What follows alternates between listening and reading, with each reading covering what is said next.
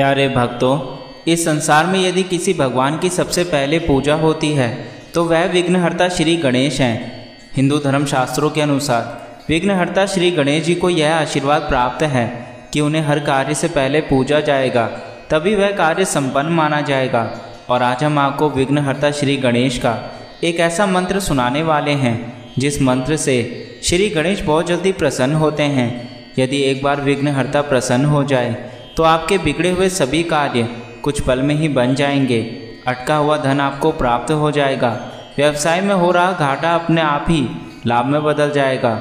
नौकरी में वृद्धि हो जाएगी। ऐसे अनेकों लाभ और भी आपको प्राप्त होंगे।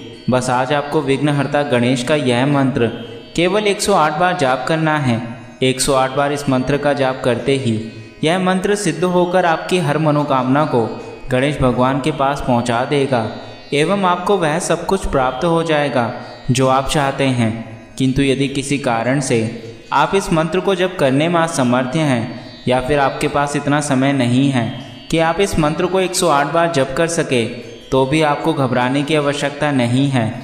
आप इस मंत्र को 108 बार अपने मोबाइल पर लगाकर सुने। बस इस बात का ध्यान रखना कि इस मंत्र को सुनते समय आपको इस मंत्र को बीच में नहीं छोड़ना, अन्यथा इसका लाभ आपको नहीं मिल पाएगा। तो चलिए इस मंत्र की शुरुआत करते हैं और गणेश भगवान का आशीर्वाद प्राप्त करते हैं। मम समस्त कार्याणि त्वया कृपया सिद्ध्यन्ताम्। मम समस्त कार्याणि त्वया कृपया सिद्ध्यन्ताम्।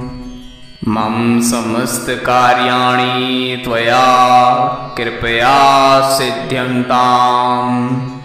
मम समस्त कार्याणि त्वया कृपया सिद्ध्यन्ताम्। मम समस्त कार्याणि त्वया कृपया सिद्ध्यन्ताम्।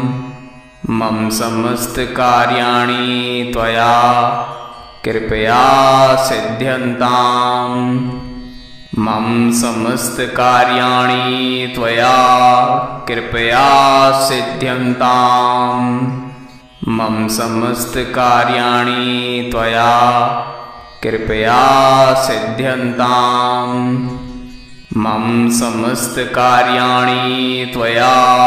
कृपया सिद्ध्यन्ताम्। मम समस्त कार्याणि त्वया कृपया सिद्ध्यन्ताम्।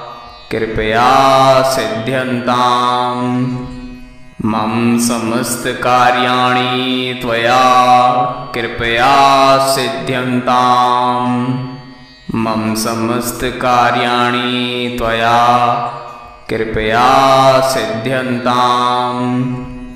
मम समस्त कार्याणि त्वया कृपया सिद्ध्यन्ताम्। मम समस्त कार्याणि त्वया कृपया सिद्ध्यन्ताम्। मम समस्त कार्याणि त्वया कृपया सिद्ध्यन्ताम्। मम समस्त कार्याणि त्वया कृपया सिद्ध्यन्ताम्। मम समस्त कार्याणि त्वया कृपया सिद्ध्यन्ताम्। मम समस्त कार्याणि त्वया कृपया सिद्ध्यन्ताम्। मम समस्त कार्याणि त्वया कृपया सिद्ध्यन्ताम्। मम समस्त कार्याणि त्वया कृपया सिद्ध्यन्ताम्। मम समस्त कार्याणि त्वया कृपया सिद्ध्यन्ताम्। मम समस्त कार्याणि त्वया कृपया सिद्ध्यन्ताम्। मम समस्त कार्याणि त्वया कृपया सिद्ध्यन्ताम्। मम समस्त कार्याणि त्वया कृपया सिद्ध्यन्ताम्। मम समस्त कार्याणि त्वया कृपया सिद्ध्यन्ताम्। मम समस्त कार्याणि त्वया कृपया सिद्ध्यन्ताम्। मम समस्तकार्याणि त्वया कृपया सिद्ध्यन्ताम्। मम समस्तकार्याणि त्वया कृपया सिद्ध्यन्ताम्। मम समस्तकार्याणि त्वया कृपया सिद्ध्यन्ताम्। मम समस्तकार्याणि त्वया कृपया सिद्ध्यन्ताम्। मम समस्तकार्याणि त्वया कृपया सिद्ध्यन्ताम्। मम समस्तकार्याणि त्वया कृपया सिद्ध्यन्ताम्। मम समस्तकार्याणि त्वया कृपया सिद्ध्यन्ताम्। मम समस्तकार्याणि त्वया कृपया सिद्ध्यन्ताम्। मम समस्तकार्याणि त्वया कृपया सिद्ध्यन्ताम्। मम समस्तकार्याणि त्वया कृपया सिद्ध्यन्ताम्। मम समस्तकार्याणि त्वया कृपया सिद्ध्यन्ताम्। मम समस्तकार्याणि त्वया कृपया सिद्ध्यन्ताम्। मम समस्तकार्याणि त्वया कृपया सिद्ध्यन्ताम्। मम समस्तकार्याणि त्वया कृपया सिद्ध्यन्ताम्। मम समस्तकार्याणि त्वया कृपया सिद्ध्यन्ताम्। मम समस्तकार्याणि त्वया कृपया सिद्ध्यन्ताम्। मम समस्तकार्याणि त्वया कृपया सिद्ध्यन्ताम्।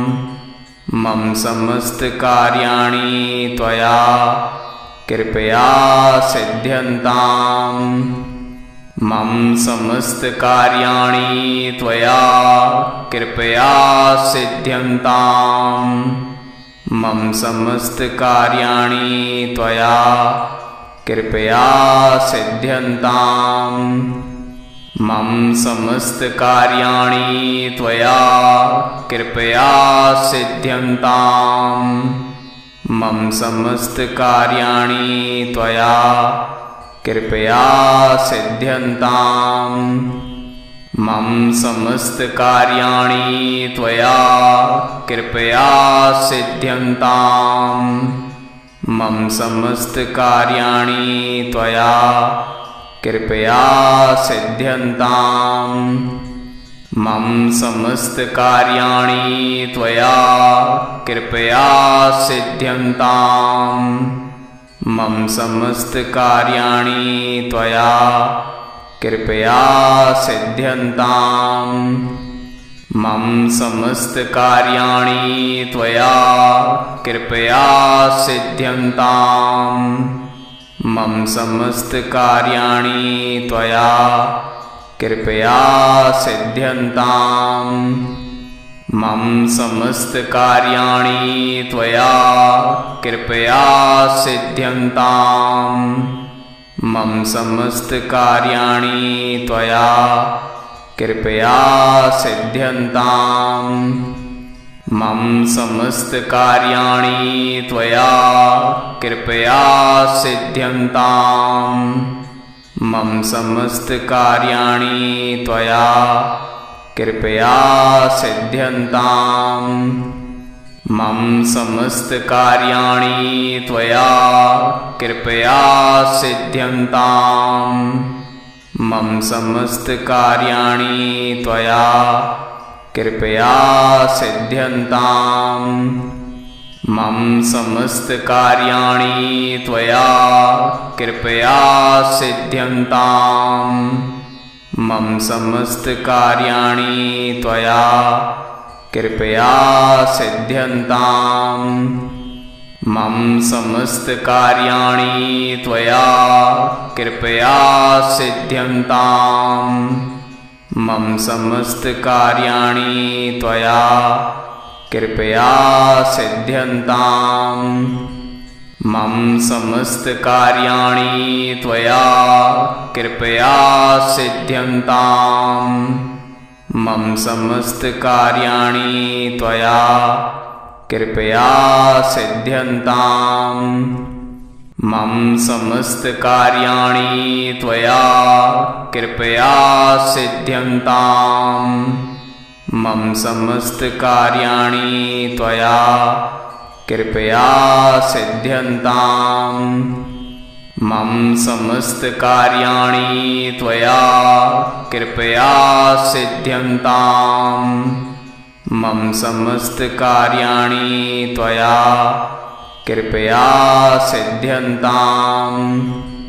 मम समस्तकार्याणि त्वया कृपया सिद्ध्यन्ताम्।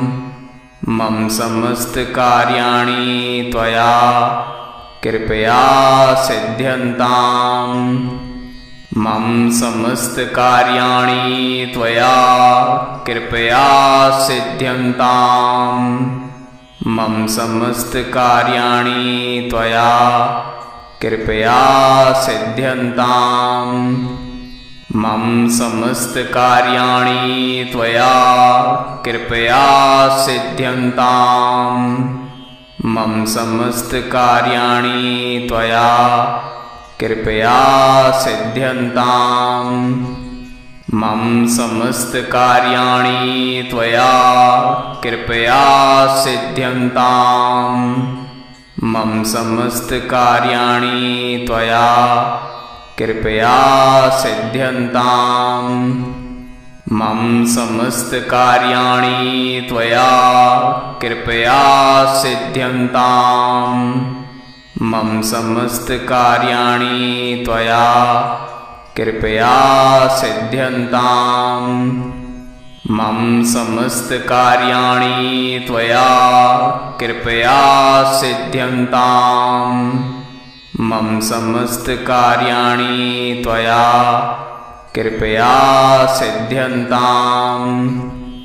मम समस्तकार्याणि त्वया कृपया सिद्ध्यन्ताम्। मम समस्तकार्याणि त्वया कृपया सिद्ध्यन्ताम्। मम समस्तकार्याणि त्वया कृपया सिद्ध्यन्ताम्। मम समस्तकार्याणि त्वया कृपया सिद्ध्यन्ताम्। मम समस्तकार्याणि त्वया कृपया सिद्ध्यन्ताम्। मम समस्तकार्याणि त्वया कृपया सिद्ध्यन्ताम्। मम समस्तकार्याणि त्वया कृपया सिद्ध्यन्ताम्। मम समस्तकार्याणि त्वया कृपया सिद्ध्यन्ताम्। मम समस्तकार्याणि त्वया कृपया सिद्ध्यन्ताम्। मम समस्तकार्याणि त्वया कृपया सिद्ध्यन्ताम्। मम समस्तकार्याणि त्वया कृपया सिद्ध्यन्ताम्। मम समस्तकार्याणि त्वया कृपया सिद्ध्यन्ताम्। मम समस्तकार्याणि त्वया कृपया सिद्ध्यन्ताम्। मम समस्तकार्याणि त्वया कृपया सिद्ध्यन्ताम्। मम समस्तकार्याणि त्वया कृपया सिद्ध्यन्ताम्। मम समस्तकार्याणि त्वया कृपया सिद्ध्यन्ताम्। मम समस्तकार्याणि त्वया कृपया सिद्ध्यन्ताम्। मम समस्तकार्याणि त्वया कृपया सिद्ध्यन्ताम्।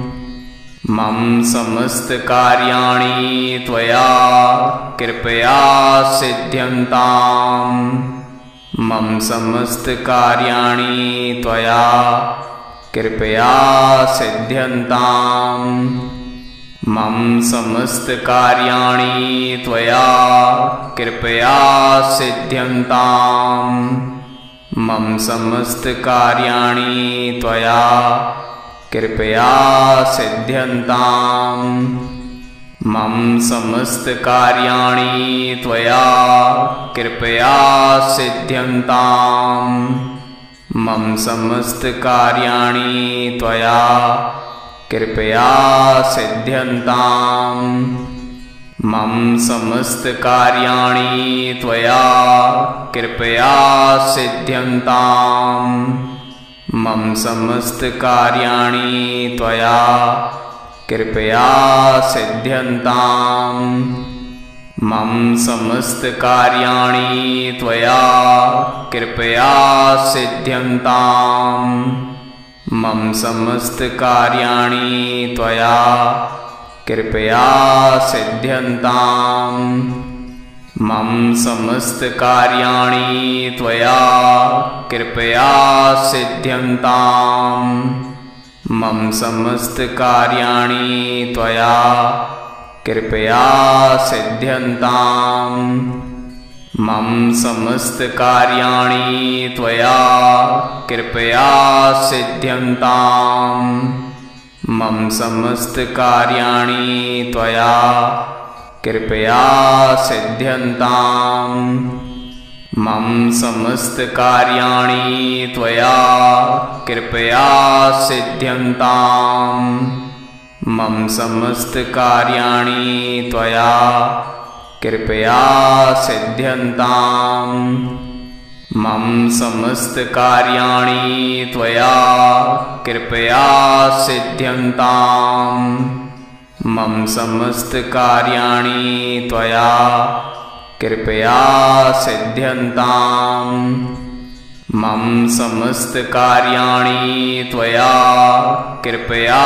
सिद्ध्यन्ताम् मम समस्तकार्याणि त्वया कृपया सिद्ध्यन्ताम् मम समस्तकार्याणि त्वया कृपया सिद्ध्यन्ताम् मम समस्तकार्याणि त्वया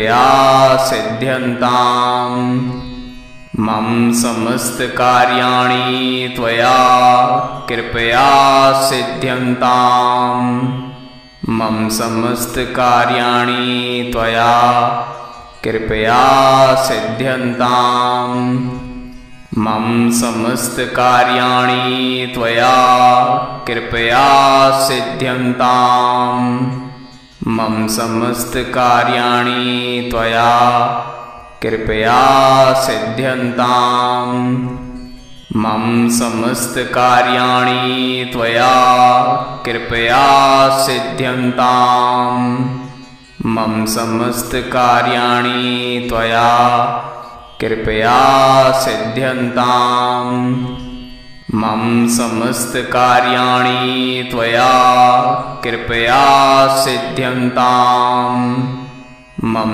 समस्तकार्याणि त्वया कृपया सिद्ध्यन्ताम् मम समस्तकार्याणि त्वया कृपया सिद्ध्यन्ताम् मम समस्तकार्याणि त्वया कृपया सिद्ध्यन्ताम् मम समस्तकार्याणि त्वया कृपया सिद्ध्यन्ताम् मम समस्तकार्याणि त्वया कृपया सिद्ध्यन्ताम् मम समस्तकार्याणि त्वया कृपया सिद्ध्यन्ताम् मम समस्तकार्याणि त्वया कृपया सिद्ध्यन्ताम् मम समस्तकार्याणि त्वया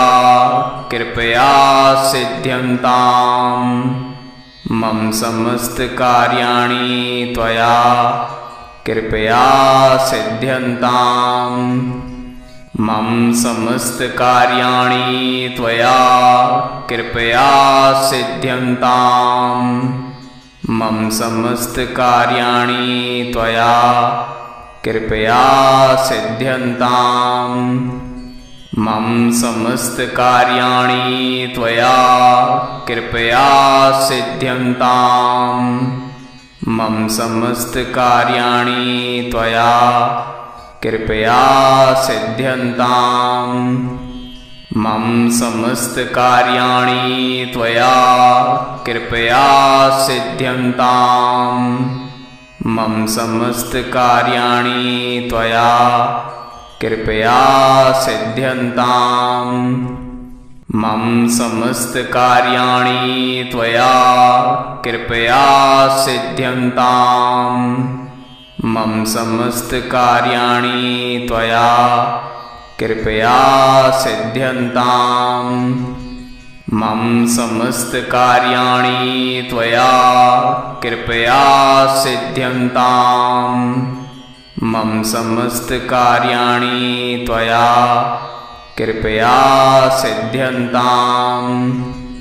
मम समस्तकार्याणि त्वया कृपया सिद्ध्यन्ताम्। मम समस्तकार्याणि त्वया कृपया सिद्ध्यन्ताम्। मम समस्तकार्याणि त्वया कृपया सिद्ध्यन्ताम्। मम समस्तकार्याणि त्वया कृपया सिद्ध्यन्ताम्। मम समस्तकार्याणि त्वया कृपया सिद्ध्यन्ताम्। मम समस्तकार्याणि त्वया कृपया सिद्ध्यन्ताम्। मम समस्तकार्याणि त्वया कृपया सिद्ध्यन्ताम्। मम समस्तकार्याणि त्वया कृपया सिद्ध्यन्ताम्। मम समस्तकार्याणि त्वया कृपया सिद्ध्यन्ताम्। मम समस्तकार्याणि त्वया कृपया सिद्ध्यन्ताम्। मम समस्तकार्याणि त्वया कृपया सिद्ध्यन्ताम्। मम समस्तकार्याणि त्वया कृपया सिद्ध्यन्ताम्। मम समस्तकार्याणि त्वया कृपया सिद्ध्यन्ताम्। मम समस्तकार्याणि त्वया कृपया सिद्ध्यन्ताम्। मम समस्तकार्याणि त्वया कृपया सिद्ध्यन्ताम्। मम समस्तकार्याणि त्वया कृपया सिद्ध्यन्ताम्। मम समस्तकार्याणि त्वया कृपया सिद्ध्यन्ताम्।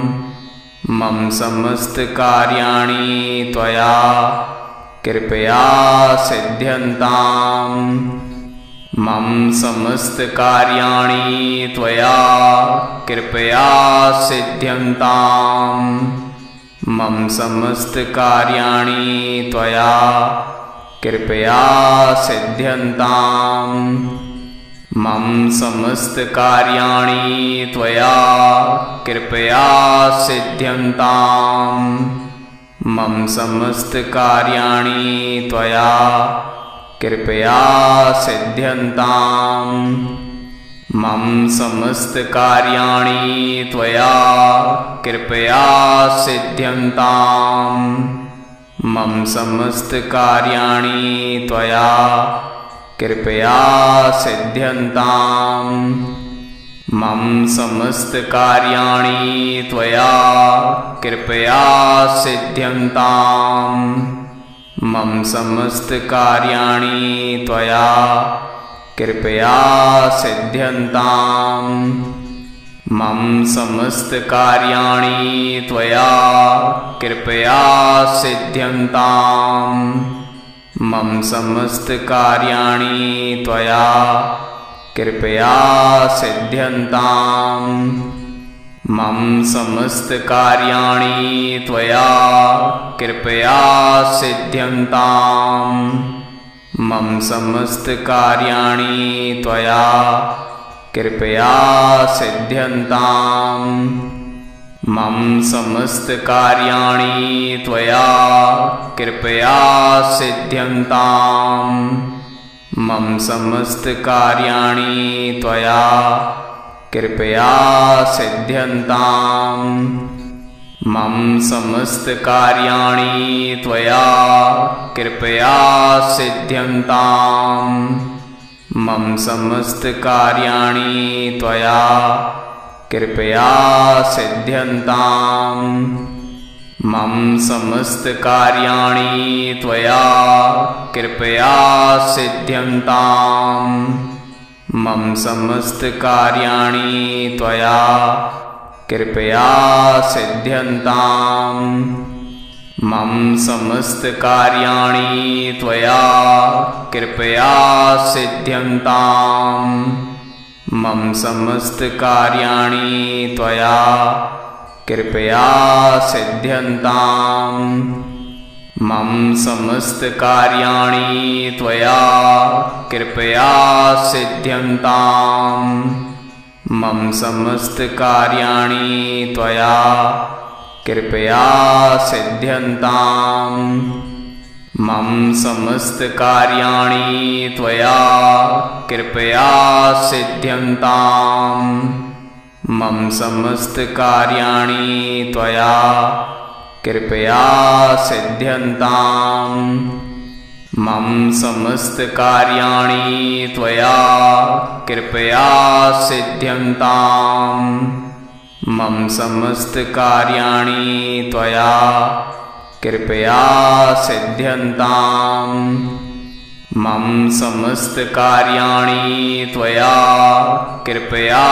सिद्ध्यन्ताम्।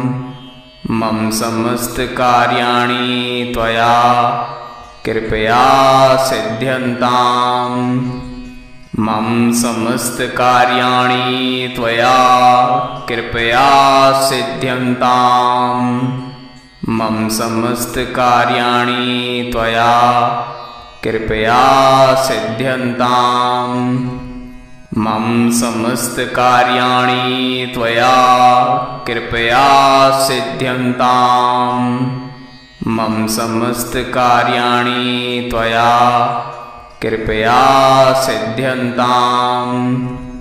मम समस्तकार्याणि त्वया कृपया सिद्ध्यन्ताम्। मम समस्तकार्याणि त्वया कृपया सिद्ध्यन्ताम्। मम समस्तकार्याणि त्वया कृपया सिद्ध्यन्ताम्। मम समस्तकार्याणि त्वया कृपया सिद्ध्यन्ताम्। मम समस्तकार्याणि त्वया कृपया सिद्ध्यन्ताम्। मम समस्तकार्याणि त्वया कृपया सिद्ध्यन्ताम्। मम समस्तकार्याणि त्वया कृपया सिद्ध्यन्ताम्। मम समस्तकार्याणि त्वया कृपया सिद्ध्यन्ताम्। मम समस्तकार्याणि त्वया कृपया सिद्ध्यन्ताम्। मम समस्तकार्याणि त्वया कृपया सिद्ध्यन्ताम्। मम समस्तकार्याणि त्वया कृपया सिद्ध्यन्ताम्।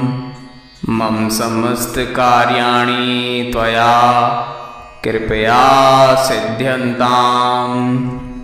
मम समस्तकार्याणि त्वया कृपया सिद्ध्यन्ताम्। मम समस्तकार्याणि त्वया कृपया सिद्ध्यन्ताम्। मम समस्तकार्याणि त्वया कृपया सिद्ध्यन्ताम् मम समस्तकार्याणि त्वया कृपया सिद्ध्यन्ताम् मम समस्तकार्याणि त्वया कृपया सिद्ध्यन्ताम् मम समस्तकार्याणि त्वया कृपया सिद्ध्यन्ताम् मम समस्तकार्याणि त्वया कृपया सिद्ध्यन्ताम् मम समस्तकार्याणि त्वया कृपया सिद्ध्यन्ताम् मम समस्तकार्याणि त्वया कृपया सिद्ध्यन्ताम् मम समस्तकार्याणि त्वया कृपया सिद्ध्यन्ताम् मम समस्तकार्याणि त्वया कृपया सिद्ध्यन्ताम् मम समस्तकार्याणि त्वया कृपया सिद्ध्यन्ताम् मम समस्तकार्याणि त्वया कृपया सिद्ध्यन्ताम् मम समस्तकार्याणि त्वया कृपया सिद्ध्यन्ताम् मम समस्तकार्याणि त्वया कृपया सिद्ध्यन्ताम् मम समस्तकार्याणि त्वया कृपया सिद्ध्यन्ताम् मम समस्तकार्याणि त्वया कृपया सिद्ध्यन्ताम् मम समस्तकार्याणि त्वया कृपया सिद्ध्यन्ताम् मम समस्तकार्याणि त्वया कृपया सिद्ध्यन्ताम् मम समस्तकार्याणि त्वया कृपया सिद्ध्यन्ताम् मम समस्तकार्याणि त्वया कृपया सिद्ध्यन्ताम् मम समस्तकार्याणि त्वया कृपया सिद्ध्यन्ताम् मम समस्तकार्याणि त्वया कृपया सिद्ध्यन्ताम् मम समस्तकार्याणि त्वया कृपया सिद्ध्यन्ताम्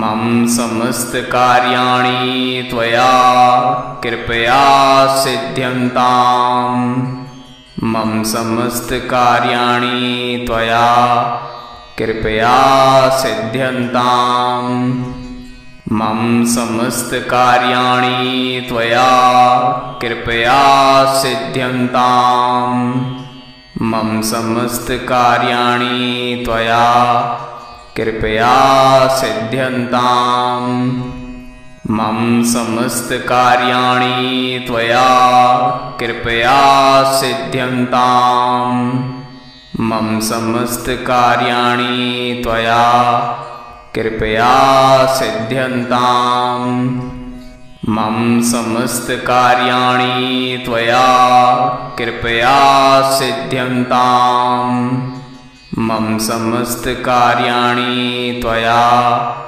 कृपया सिद्ध्यन्ताम् मम समस्तकार्याणि त्वया कृपया सिद्ध्यन्ताम् मम समस्तकार्याणि त्वया कृपया सिद्ध्यन्ताम् मम समस्तकार्याणि त्वया कृपया सिद्ध्यन्ताम् मम समस्तकार्याणि त्वया कृपया सिद्ध्यन्ताम् मम समस्तकार्याणि त्वया कृपया सिद्ध्यन्ताम् मम समस्तकार्याणि त्वया कृपया सिद्ध्यन्ताम् मम समस्तकार्याणि त्वया कृपया सिद्ध्यन्ताम्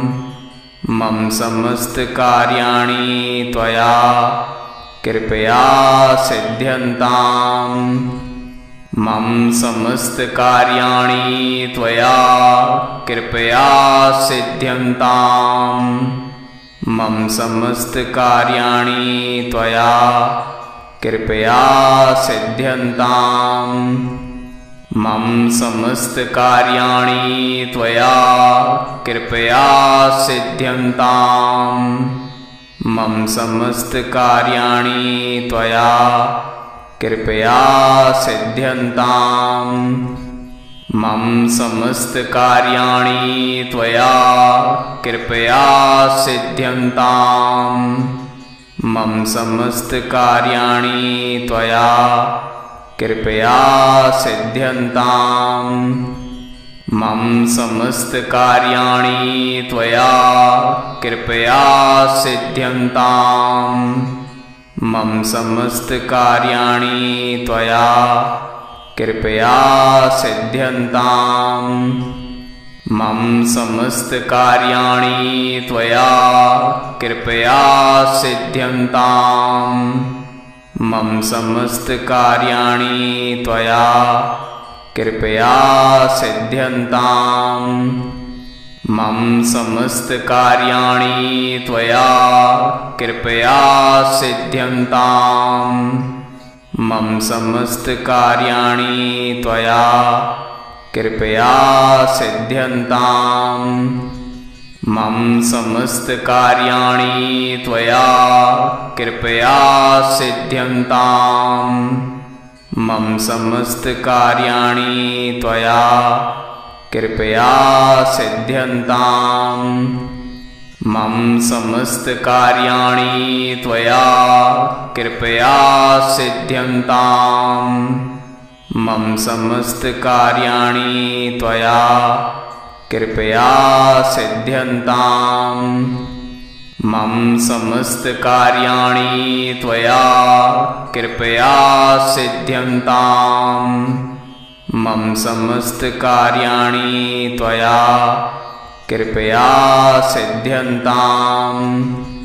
मम समस्तकार्याणि त्वया कृपया सिद्ध्यन्ताम्। मम समस्तकार्याणि त्वया कृपया सिद्ध्यन्ताम्। मम समस्तकार्याणि त्वया कृपया सिद्ध्यन्ताम्।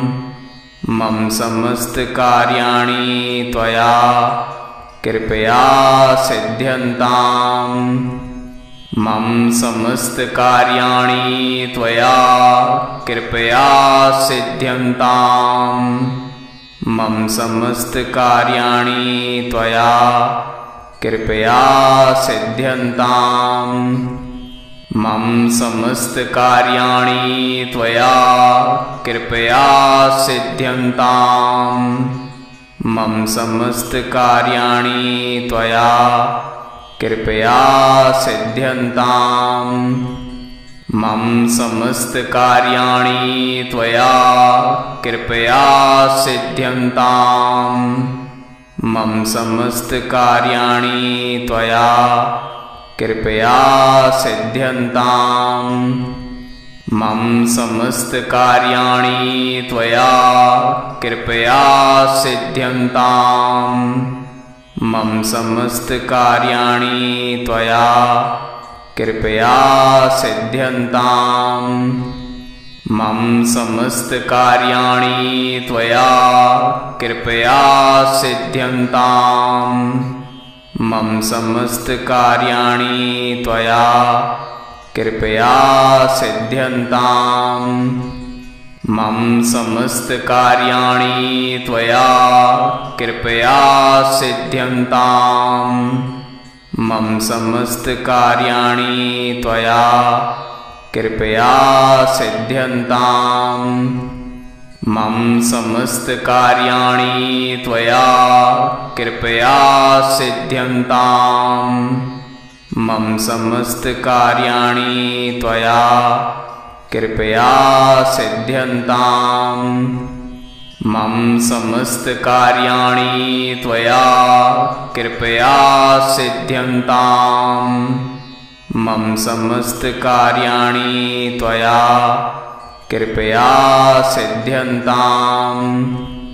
मम समस्तकार्याणि त्वया कृपया सिद्ध्यन्ताम्। मम समस्तकार्याणि त्वया कृपया सिद्ध्यन्ताम्। मम समस्तकार्याणि त्वया कृपया सिद्ध्यन्ताम्। मम समस्तकार्याणि त्वया कृपया सिद्ध्यन्ताम्। मम समस्तकार्याणि त्वया कृपया सिद्ध्यन्ताम्। मम समस्तकार्याणि त्वया कृपया सिद्ध्यन्ताम्। मम समस्तकार्याणि त्वया कृपया सिद्ध्यन्ताम्। मम समस्तकार्याणि त्वया कृपया सिद्ध्यन्ताम्। मम समस्तकार्याणि त्वया कृपया सिद्ध्यन्ताम्। मम समस्तकार्याणि त्वया कृपया सिद्ध्यन्ताम्। मम समस्तकार्याणि त्वया कृपया सिद्ध्यन्ताम्। मम समस्तकार्याणि त्वया कृपया सिद्ध्यन्ताम्। मम समस्तकार्याणि त्वया कृपया सिद्ध्यन्ताम्। मम समस्तकार्याणि त्वया कृपया सिद्ध्यन्ताम्। मम समस्तकार्याणि त्वया कृपया सिद्ध्यन्ताम्। मम समस्तकार्याणि त्वया कृपया सिद्ध्यन्ताम्। मम समस्तकार्याणि त्वया कृपया सिद्ध्यन्ताम्। मम समस्तकार्याणि त्वया कृपया सिद्ध्यन्ताम्। मम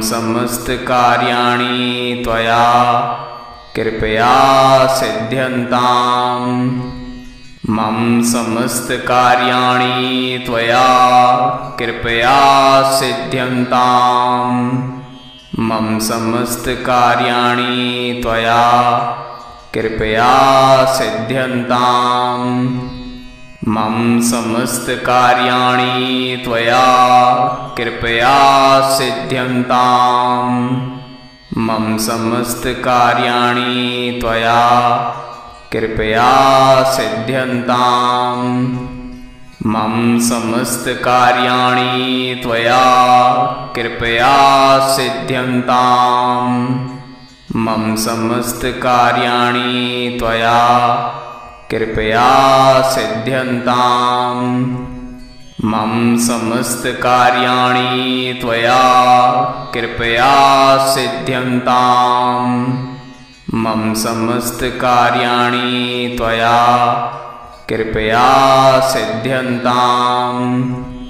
मम समस्तकार्याणि त्वया कृपया सिद्ध्यन्ताम्। मम समस्तकार्याणि त्वया कृपया सिद्ध्यन्ताम्। मम समस्तकार्याणि त्वया कृपया सिद्ध्यन्ताम्।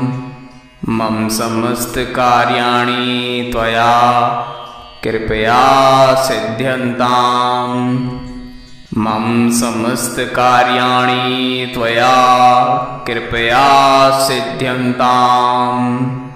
मम समस्तकार्याणि त्वया कृपया सिद्ध्यन्ताम्। मम समस्तकार्याणि त्वया कृपया सिद्ध्यन्ताम्। मम समस्तकार्याणि त्वया कृपया सिद्ध्यन्ताम्। मम समस्तकार्याणि त्वया कृपया सिद्ध्यन्ताम्। मम समस्तकार्याणि त्वया कृपया सिद्ध्यन्ताम्। मम समस्तकार्याणि त्वया कृपया सिद्ध्यन्ताम्। मम समस्तकार्याणि त्वया कृपया सिद्ध्यन्ताम्। मम समस्तकार्याणि त्वया कृपया सिद्ध्यन्ताम्। मम समस्तकार्याणि त्वया कृपया सिद्ध्यन्ताम्। मम समस्तकार्याणि त्वया कृपया सिद्ध्यन्ताम्। मम समस्तकार्याणि त्वया कृपया सिद्ध्यन्ताम्। मम समस्तकार्याणि त्वया कृपया सिद्ध्यन्ताम्। मम समस्तकार्याणि त्वया कृपया सिद्ध्यन्ताम्। मम समस्तकार्याणि त्वया कृपया सिद्ध्यन्ताम्। मम समस्तकार्याणि त्वया कृपया सिद्ध्यन्ताम्। मम समस्तकार्याणि त्वया कृपया सिद्ध्यन्ताम्। मम समस्तकार्याणि त्वया कृपया सिद्ध्यन्ताम्। मम समस्तकार्याणि त्वया कृपया सिद्ध्यन्ताम्। मम समस्तकार्याणि त्वया कृपया सिद्ध्यन्ताम्। मम समस्तकार्याणि त्वया कृपया सिद्ध्यन्ताम्। मम समस्तकार्याणि त्वया कृपया सिद्ध्यन्ताम्। मम समस्तकार्याणि त्वया कृपया सिद्ध्यन्ताम्। मम समस्तकार्याणि त्वया कृपया सिद्ध्यन्ताम्। मम समस्तकार्याणि त्वया कृपया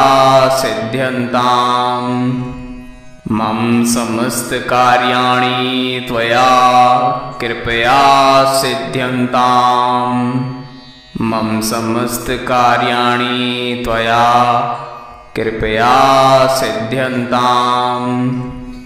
मम समस्तकार्याणि त्वया कृपया सिद्ध्यन्ताम्।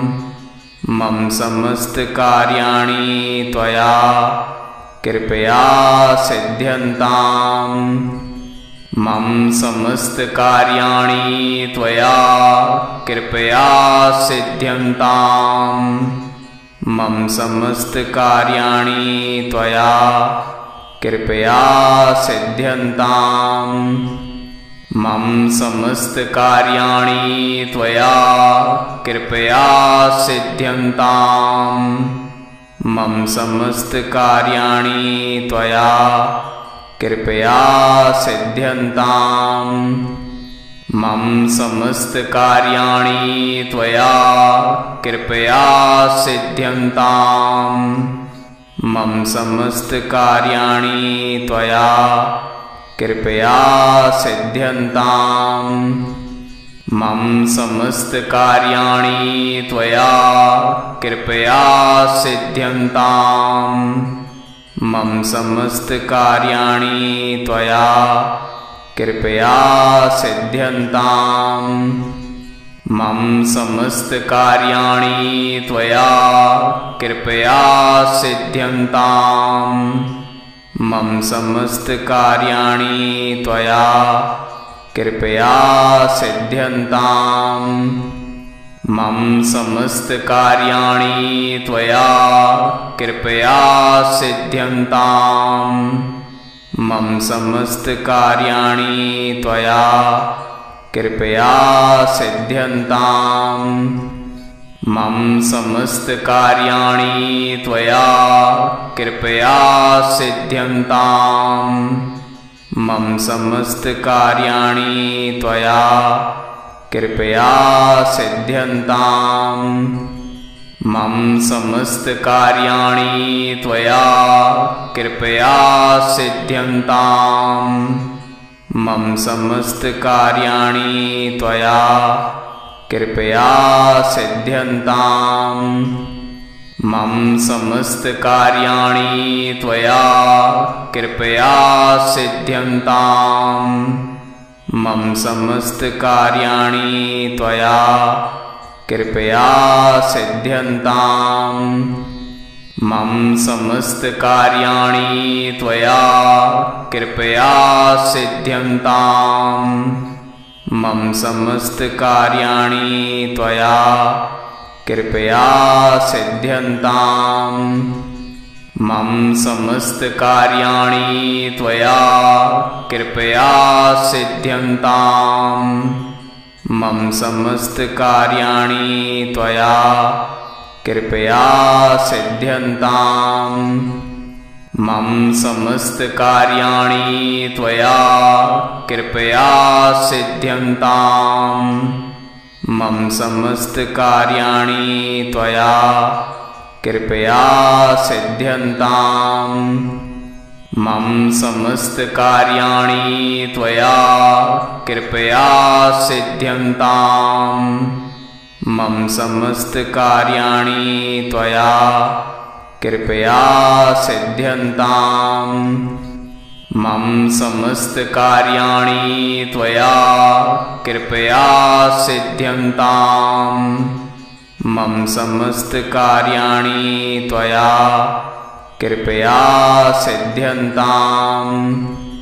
मम समस्तकार्याणि त्वया कृपया सिद्ध्यन्ताम्।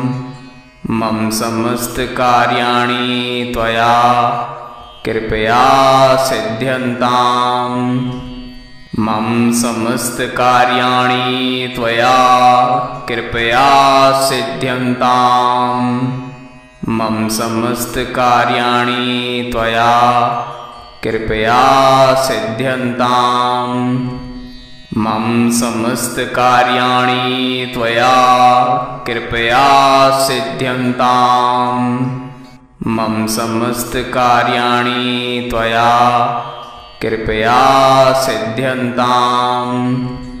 मम समस्तकार्याणि त्वया कृपया सिद्ध्यन्ताम्। मम समस्तकार्याणि त्वया कृपया सिद्ध्यन्ताम्। मम समस्तकार्याणि त्वया कृपया सिद्ध्यन्ताम्। मम समस्तकार्याणि त्वया कृपया सिद्ध्यन्ताम्। मम समस्तकार्याणि त्वया कृपया सिद्ध्यन्ताम्। मम समस्तकार्याणि त्वया कृपया सिद्ध्यन्ताम्।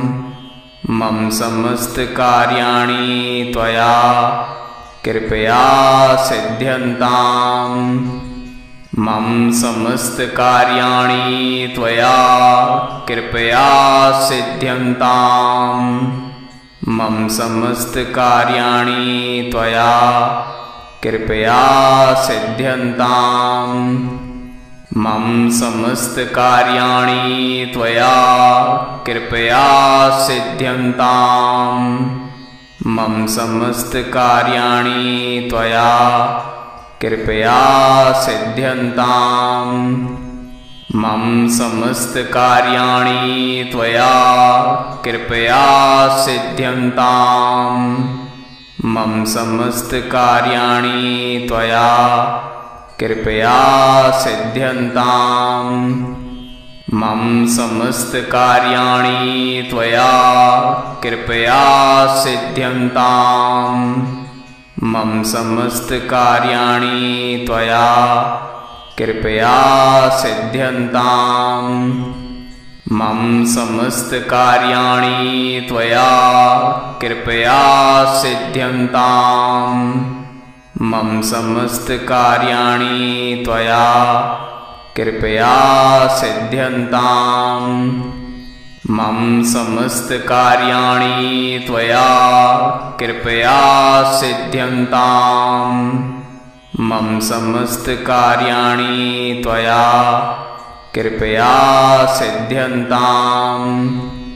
मम समस्तकार्याणि त्वया कृपया सिद्ध्यन्ताम्।